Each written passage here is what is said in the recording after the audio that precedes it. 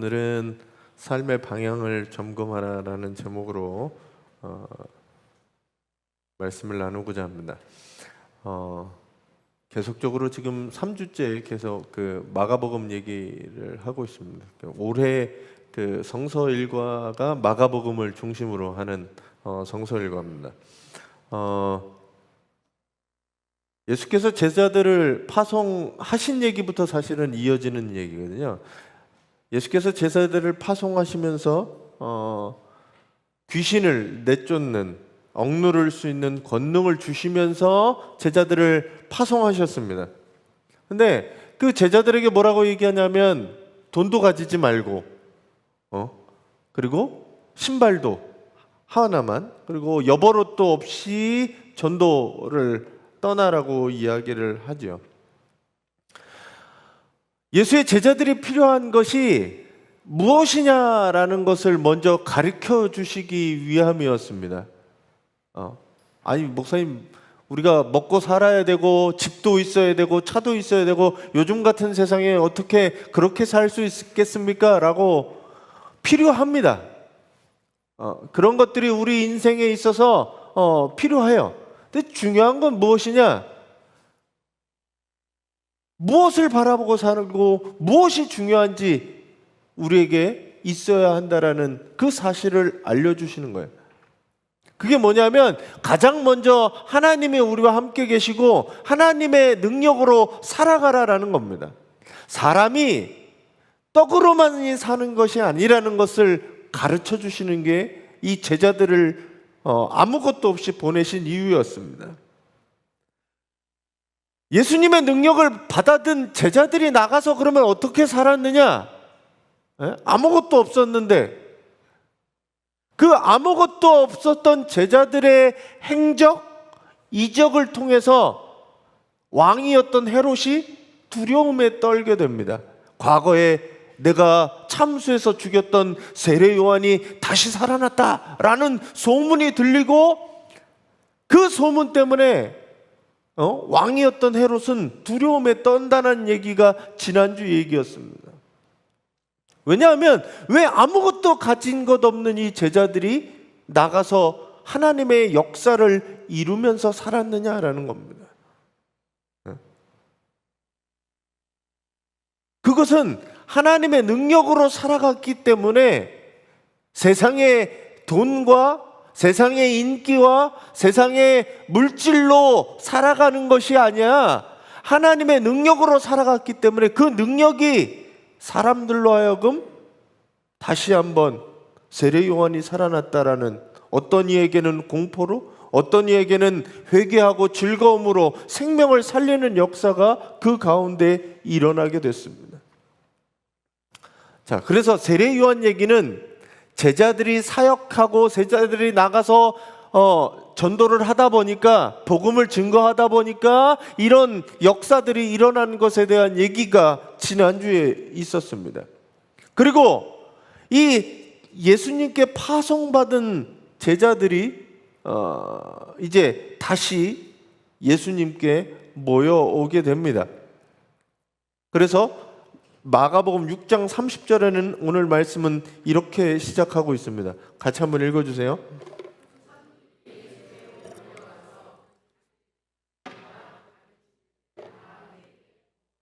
네, 제자들이 이때까지 12명이라고 하면, 최소 12명이라고 하면 12명이 둘둘씩 해서 6 모둠으로 나갔겠죠.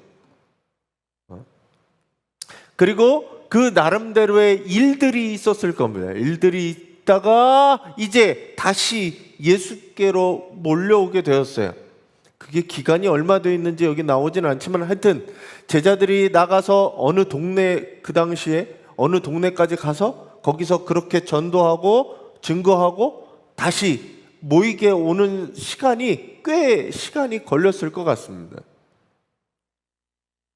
와서 예수님께 와서 자기들이 한 일, 자 여기들이 보면 자기들이 한 일 그리고 가르친 일을 다 예수님께 보고하기 시작했습니다.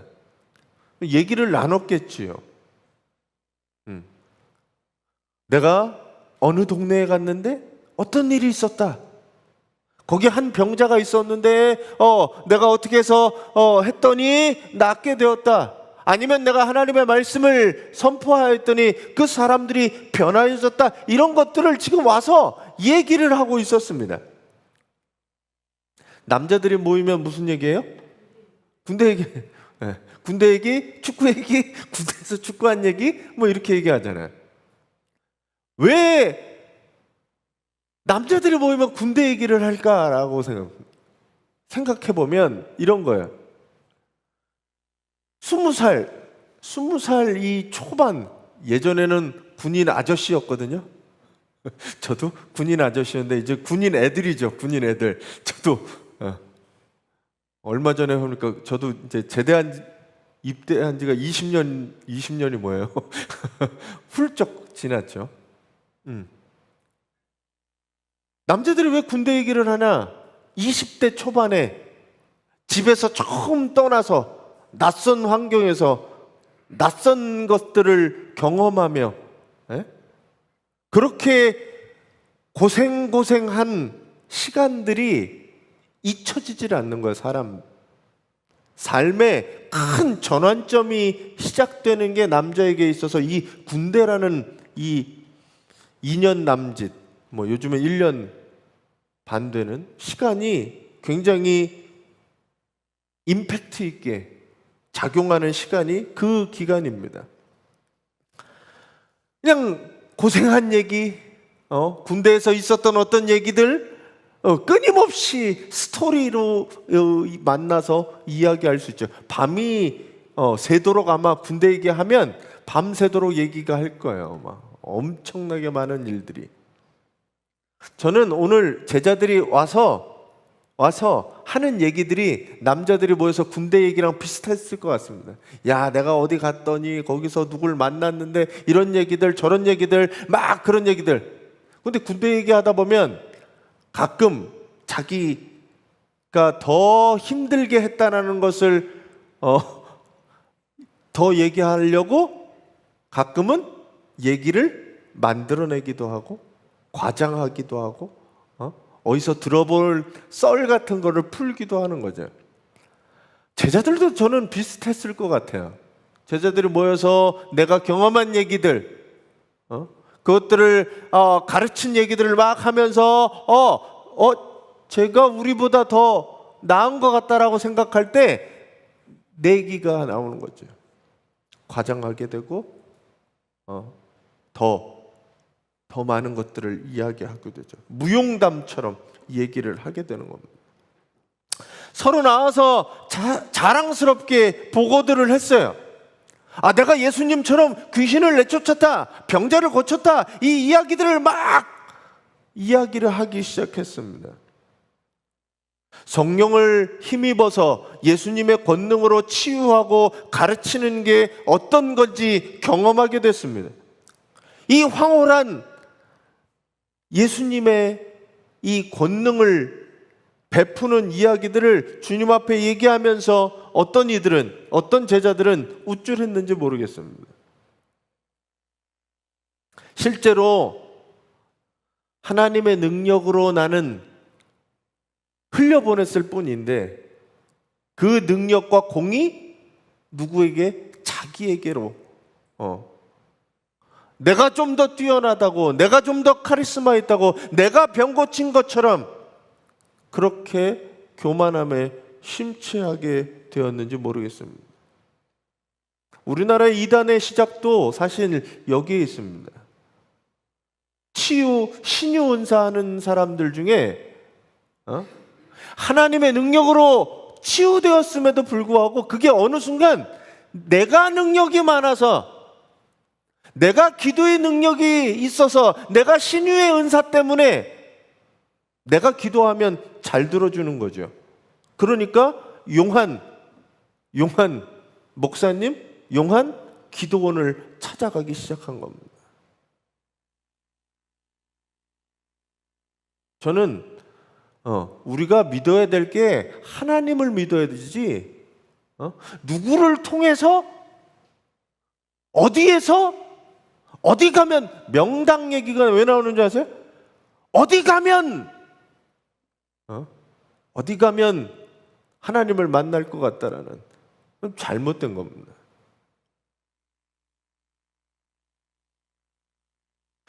내가 시작이 아니라 하나님의 능력이 시작인 거잖아요. 예수님은 항상 뭐라고 얘기하냐면 내 믿음이 너를 구원했다라고 얘기를 합니다.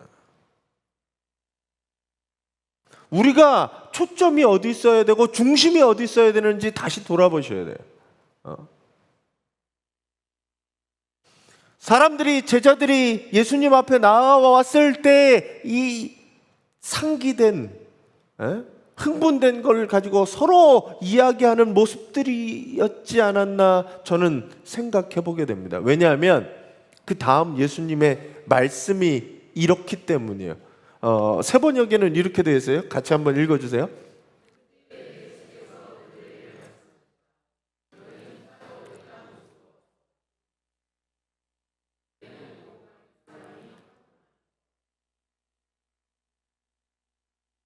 네, 짧게는 몇 주, 길게는 뭐 한 달, 두 달 갔다가 제자들이 다시 돌아와서 여행을 한 달 하시고 오면 당시에 뭐 차가 있는 것도 아니고 걸어서 갔다 왔을 거 아니에요. 몇 박 며칠을 걸어서 예수님 있는 데로 왔으면 그 일들이 피곤하고 힘들죠. 예? 하루 종일 걸어도 피곤하고 힘들 텐데. 그들이 막 보고를 하는 와중에 밥도 흥분돼서 막 얘기하다 보면 밥 먹는 것도 잊어먹는 사람들이 있거든요. 그리고 거기에 오고 가는 사람들이 많아서 밥 먹을 음식을 먹을 조차 겨를이 없었어요. 그리고 제자들은 그거에 별 반응을 하지 않았던 것 같습니다. 그래서 주님 뭐라고 얘기하시냐면 야, 외딴 곳으로 가서 좀 쉬어라라고. 쉬어라.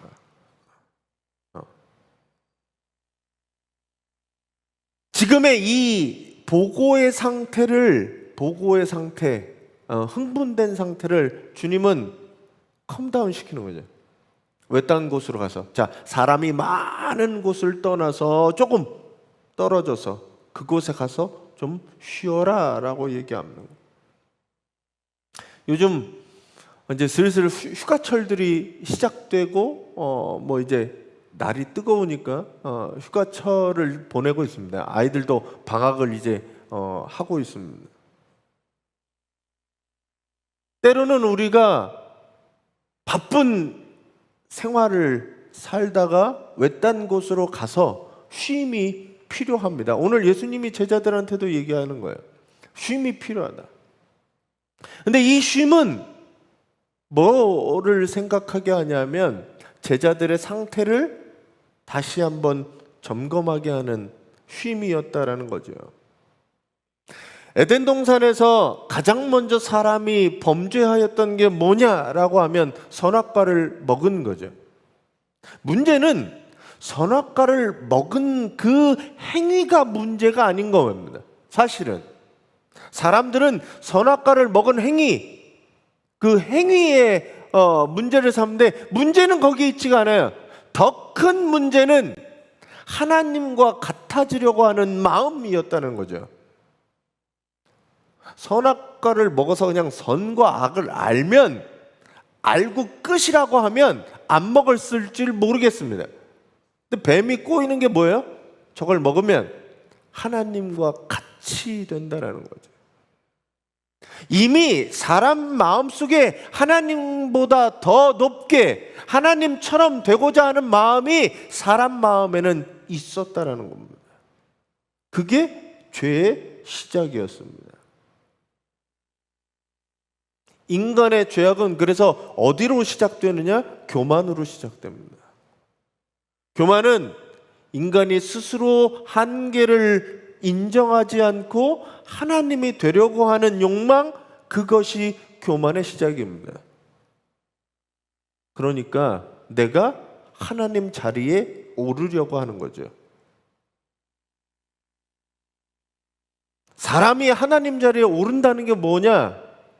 내가 판단하고 내가 정죄하는 겁니다. 내가 다른 사람을 쉽게 결정 내어져 버린다는 거죠. 내가 모든 것을 아는 것처럼, 모든 것을 이해한 것처럼, 모든 것을 판단하는 거죠. 그리고 내가 분별하는 겁니다. 그리고 거기에 정죄하는 겁니다. 잘잘못을 따지는 거죠. 그게 선과 악을 가르는 힘이 되었습니다. 그 출발이 교만인 거예요. 성경은 끊임없이 사람들로 하여금 교만에서 내려오라라고 얘기합니다. 내가 잘해서, 내 능력이 뛰어나서, 내가 잘 알고 있어서 라고 하는 이 함정에 빠지는 게 뭐냐? 교만이라는 함정이에요. 그래서 사람들은 내가 모든 걸 이루었는 줄 알죠.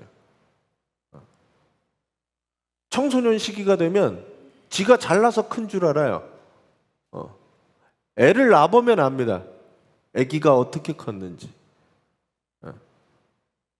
부모 도움 없이 사람은 한 시간도 살 수가 없어요. 근데 그거를 새카맣게 잊어먹을 때가 있습니다. 엄마가 나한테 해준 게 뭐가 있냐고, 아빠가 나한테 해준 게 뭐가 있냐고. 그럴 때가 있어요. 그게 뭐냐? 교만인 겁니다. 사람도 마찬가지입니다. 내가 무수한 사람들의 도움과 은혜를 입고 지금 여기 와 있는데 그것들을 다 내가 잘해서 라고 하는 것이 교만의 시작입니다. 우리가 여기 있을 수 있는 이유, 지금 내가 살아있는 이유는 하나님의 은혜라고 하는 것 때문이라는 거죠.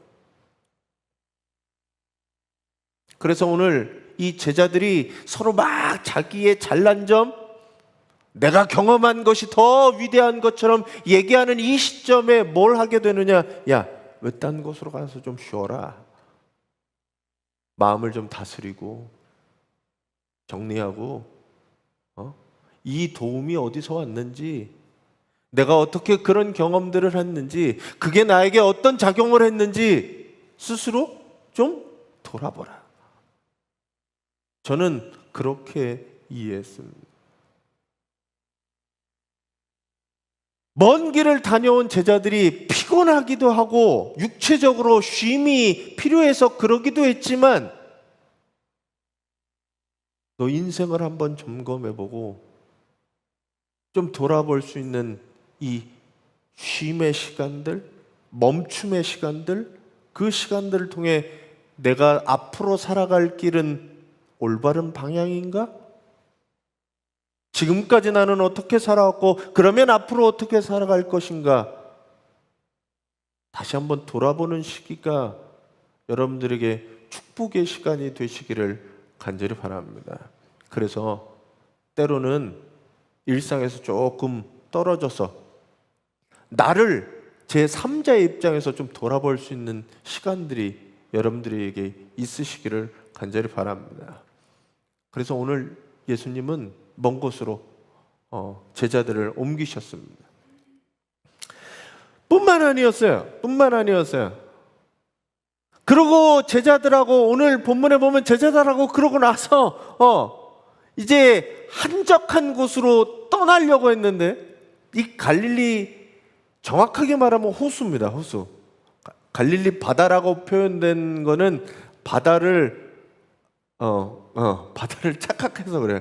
바다만큼 넓어서 사실은 이렇게 마른 목걸로 이렇게 된 호수죠. 꽤 커요. 그 호수에 배를 띄웠는데 배가 가는데 사람들이 예수님을 따라서 도보로 걷고 뛰고 그래서 예수님이 가시는 데를 따라서 가게 됩니다. 자, 32절 33절에 이렇게 되어 있어요. 같이 한번 읽어주세요.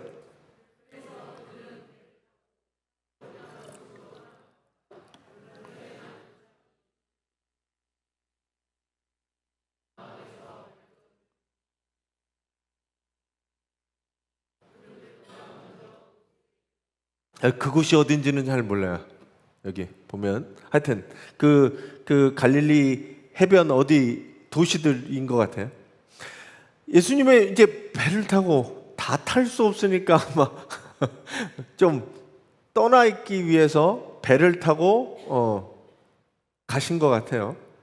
제자들도 뱃사람들이었으니까 배를 타고 외딴 곳으로 이렇게 가고 있었습니다. 근데 사람들이 이걸 보고 언덕 같은 데 올라가면 배가 어디 있는지 보일 거 아니에요. 그래서 쭉 따라서 도보로 발걸음을 재촉해서 달려가서 그들이 배가 가는 걸 보고 그 배가 가는 거를 삥 돌아서 뛰어서 사람들 예수님이 가는 그 목적지보다 가서 먼저 그곳에 도착하게 됩니다.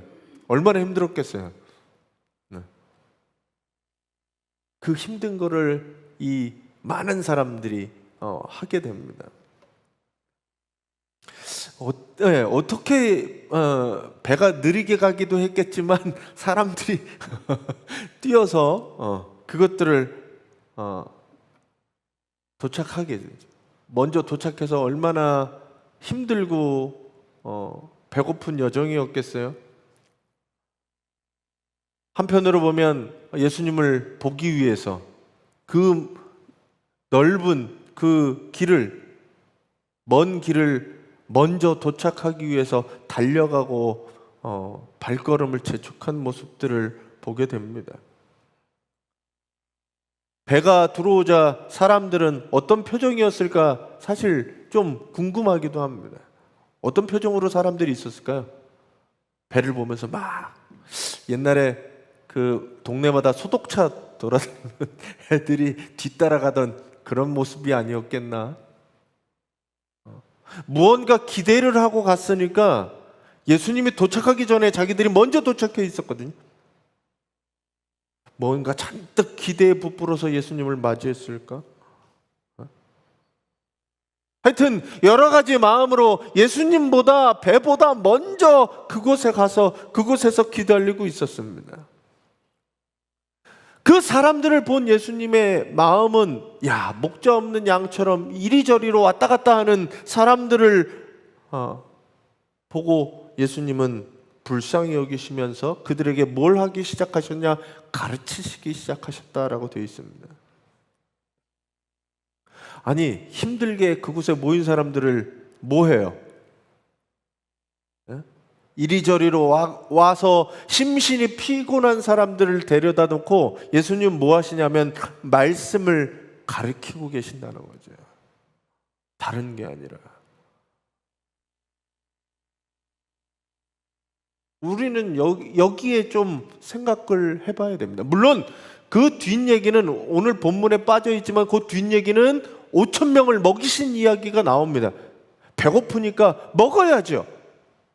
근데 그 먹는 이야기에 앞서서 나오는 건 뭐냐? 사람들이 모인 이유?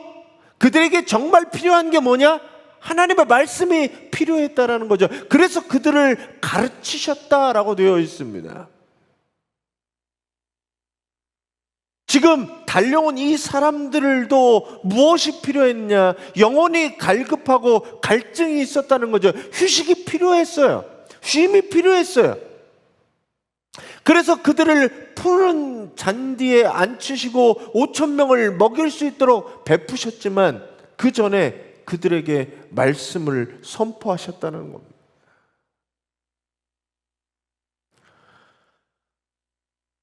그들에게도 사실 쉼이 필요했지만 예수님도 사실은 쉼이 필요했어요. 한적한 곳에 가시자라고 하는 거 보면 예수님도 사실 피곤했습니다. 누가 피곤했는데 귀찮게 따라다니면 마음이 어때요? 나에게도 짜증이 올라오고 아무리 좋다고 하는 사람도 싫죠. 연예인들이 일거수일투족이 다 사진으로 찍고 그러잖아요. 그게 좋을 것 같지만 나 좀 쉬려고 하는데 파파라치처럼 와서 사진을 찍어대고 그러면 얼마나 그 피곤한 일입니까? 해외에서는 그래서 연예인 중에 한 사람이 카메라 부셔버리기도 하고 뭐 그런 일도 있잖아요. 개인 사생활이 없으니까. 예수님도 사실 그런 비슷한 상황 아니었겠나. 나 좀 쉬려고 하는데 배가 움직이는 걸 보고 뛰어서 따라서 오니 좀 그만 좀 따라와라. 그러고 싶지 않으셨을까? 근데 그 마음속에 뭐를 드러내시냐 하면 불쌍히 여기셨다라고 얘기합니다. 예수님이 불쌍히 여기신 그것, 그 불쌍히 여기신 것 때문에 사람들을 치유하시고 50절에도 나오지만 사람들이 그렇게 모여드는 것들을 다 치유하시게 됩니다. 키리에, 우리 자비송 하잖아요. 키리에라고 하는 게 주여 나를 불쌍히 여기소서라고 하는 말로 시작됩니다. 우리의 기도가 이것저것 다 빼면 주님 나 좀 불쌍히 여겨달라고 하는 기도가 우리의 기도라는 거죠. 참된 휴식, 그것이 오히려 사람들에게 필요했고 예수님에게도 사실 필요했습니다. 우리는 때로는 예수 그리스도는 하나님의 아들이시기 때문에 신적 존재로서 피곤도 모르고 고통도 모르고 배고픔도 모를 거라고 생각하죠. 하지만 예수 그리스도께서는 스스로 나를 인자라고 얘기해요. 인자가 뭐냐면 사람의 아들이라고 하는 거죠. Son of Man이잖아요. Son of Man. 예수님 스스로 사람의 아들이셨어요. 그래서 우리와 똑같은 인간의 몸을 갖고 태어나셨습니다. 그래서 예수님이 폭풍우가 몰아치는데도 배 밑에 들어가서 주무시고 계셨어요. 때로는 배가 고파서 음식을 드셔야 됐어요. 때로는 사랑하는 사람의 죽음에 눈물 흘리고 아파하셨습니다. 성전이 망가지는 걸 보고 분노하시고 상을 뒤엎으셨어요. 인간의 모습이 예수님에게 없지 않다라는 거, 있다라는 거죠. 그것이 예수가 그리스도가 되게 하는데 방해가 되느냐? 아닙니다.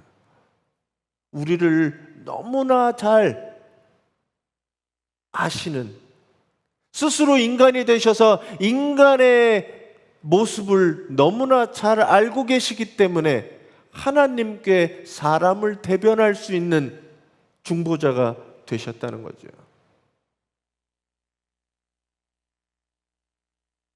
하나님께 그럴 것 같아요. 하나님은 사람이 안 돼 보셨잖아요. 나는 사람이 돼 봤는데 이 정도면 열심히 한 거고 잘한 겁니다. 우리를 위해서 사람을 하나님께 대변할 수 있는 분이 누구냐? 이 예수 그리스도라는 겁니다. 예수의 신성을 회방하는 게, 이 초대 교부들도 예수의 신성과 인성 문제를 계속 가지고 싸우지만 예수가 사람이었다라는 게 예수의 신성을 부정하는 게 아니라 오히려 더 하나님께 우리를 대변할 수 있는 대변자가 되셨습니다. 그래서 예수라는 것은 인성을 대변하고 그리스도는 신성을 대변합니다.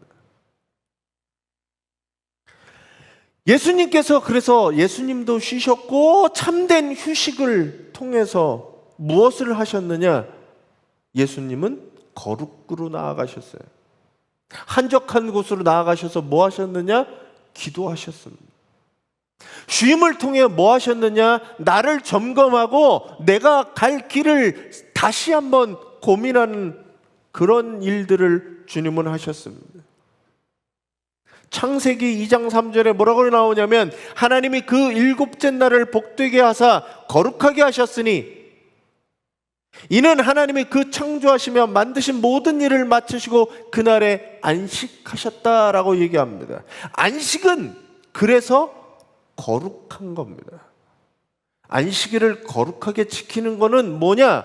내가 거룩으로 바뀌어지는 겁니다.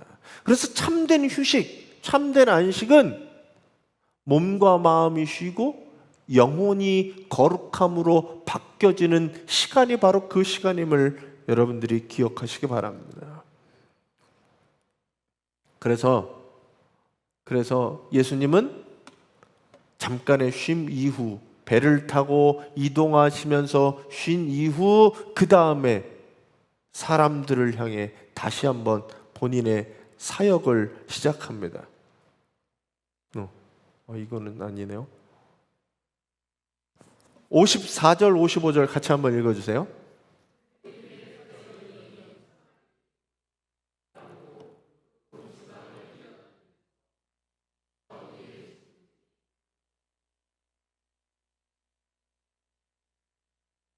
네, 오늘 본문은 30절 앞부분과 50절 뒷부분입니다. 여기 내용은 사실 뭔가 유명한 얘기? 핵심이 될 만한 얘기가 아니라 예수님은 그냥 그렇게 쉬시라고 하시고 배에서 내려서 보니 사람들이 계속 몰려들어서 그 사람들을 그냥 불쌍히 여기시고 그 사람들을 치료하셨다라는 얘기가 다예요. 예수님의 쉼이 필요하고 쉼이 있는 사람들에게 스스로 그 쉼을 주시면서 하신 것은 스스로 삶을 돌이켜 내가 거룩으로 나아가고 어떻게 살아야 할까 다시 한번 정하시고 하신 일은 사람들이 몰려왔을 때 그들을 치유하시고 다시 한번 그들에게 병을 고쳐주신 이야기가 그 뒤에 나오게 됩니다. 예수님은 여전히 그들을 불쌍히 여기시고 그들에게 손을 대어 병을 낫게 하시면서 자기의 사역을 감당하고 계십니다. 우리 성도 여러분, 때로는 말씀대로 주님의 뜻대로 살아가는 것이 힘들고 어려울 때도 있습니다. 하지만 그 길이 생명의 길임을, 내 사명임을 깨달으시고 믿음으로 한 걸음 한 걸음 걸어가는 우리 성도들이 되시기를 간절히 바랍니다. 오늘 마가가 전해주는 이 오병이어 앞뒤에 있는 이 두 이야기는 예수님의 마음을 보여주고 있습니다. 예수께서는 제자들에게도 그리고 사람들에게도 쉼이 필요한 줄 아시고 쉼을 주십니다. 근데 그 쉼이 무엇이냐? 쉼을 통해 자기를 점검해보고 거룩함으로 나아가는 그 쉼을 주셨습니다. 사람들은 자기의 고침과 그런 걸 가지고 지친 예수님께 끊임없이 달려오는 사람들에 대해 예수님은 불쌍히 여겨주십니다. 때로는 피곤해 지친 주님에게 이 짧은 휴식조차 방해하는 사람들, 그 사람들이 너무하게 느껴지기도 합니다.